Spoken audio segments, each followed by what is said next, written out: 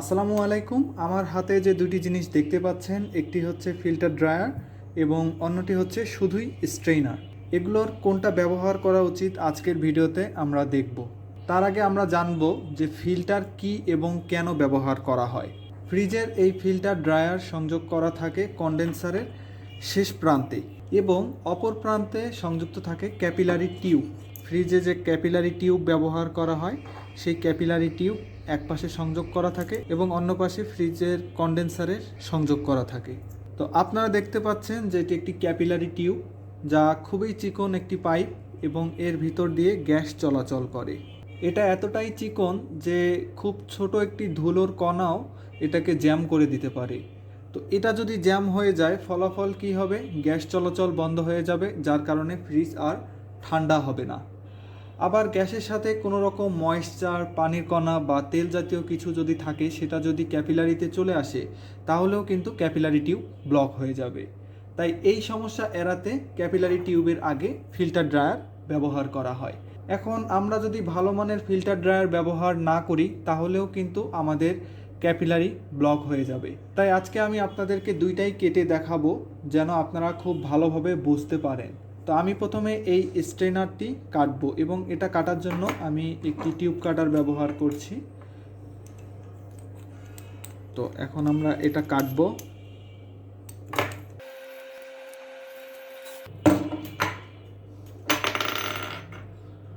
কাটা শেষ। আপনারা দেখতে পাচ্ছেন যে এটার ভিতরে দুই পাশে দুইটি নেট ব্যবহার করা হয়েছে, এছাড়া আর কিছু নেই। তো এটাতে যে নেট বা মেশ ব্যবহার করা হয়েছে, যা শুধুমাত্র ময়লা আটকাতে পারে। ময়লা আটকাতে পারলেও ময়েশ্চার, পানির কণা, তেল জাতীয় কিছু আটকাতে পারবে না, যা ক্যাপিলারিতে গিয়ে ব্লক হয়ে যাবে। আমরা দেখলাম যে একটা স্ট্রেইনার, এটার ভিতরে মেশ ছাড়া আর অন্য কিছু নেই, যা শুধুমাত্র ময়লা বা ধূলিকণা আটকাতে পারবে। তো এখন আমরা ফিল্টার ড্রায়ারটি কেটে দেখব এটার ভিতরে কি আছে।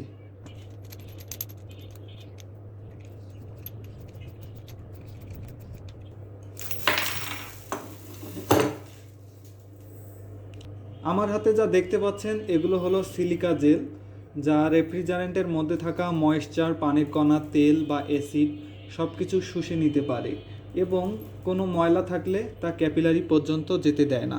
আমি যদি এটার ভিতরটা আপনাদের দেখাই, এটাও সেম।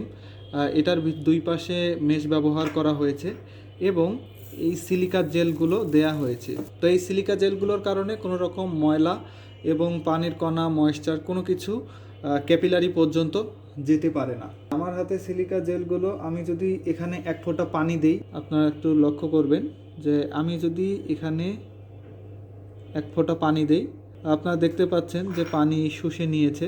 তো স্বাভাবিকভাবে এত বেশি পানি কখনো থাকে না, খুব সামান্য পরিমাণ পানি থাকে, যা ফিল্টার ক্যাপিলারি টিউব ব্লক করার জন্য যথেষ্ট। তো এভাবেই এই সিলিকা জেলগুলো পানি শুষে নেয়। ময়লা এবং পানি শুষে নেওয়ার পর পরিশুদ্ধ রেফ্রিজারেন্ট ক্যাপিলারি দিয়ে পাস করার ব্যবস্থা করে দেয় এই ফিল্টার ড্রায়ারটি। তাই অবশ্যই ফ্রিজের কাজে এই ভালো মানের সিলিকা জেল যুক্ত ফিল্টার ড্রায়ারগুলো ব্যবহার করবেন, তাহলে চোকিং বা ক্যাপিলারি ব্লকের মতো সমস্যা এড়ানো যাবে। এই ফিল্টারগুলো কেনার সময় আপনারা একটু ঝাঁকি দিয়ে দেখবেন। তো যেই ফিল্টারগুলোর ভিতরে সিলিকা জেল থাকে, সেগুলো যদি আপনারা এভাবে ঝাঁকি দেন, তাহলে আওয়াজ পাবেন, আপনারা সহজে বুঝতে পারবেন যে ফিল্টারের ভিতরে সিলিকা জেল আছে কি না। তো কেনার সময় অবশ্যই আপনারা এই জিনিসটি চেক করে দিবেন। তো এরকম ভিডিও রেগুলার পেতে আমাদের চ্যানেলটি সাবস্ক্রাইব করুন এবং আপনাদের যদি কোনো বিষয়ে জানার আগ্রহ থাকে, তাহলে আমাদের কমেন্ট বক্সে কমেন্ট করে জানাবেন। ইনশাআল্লাহ সেগুলো নিয়ে আমরা ভিডিও বানানোর চেষ্টা করব।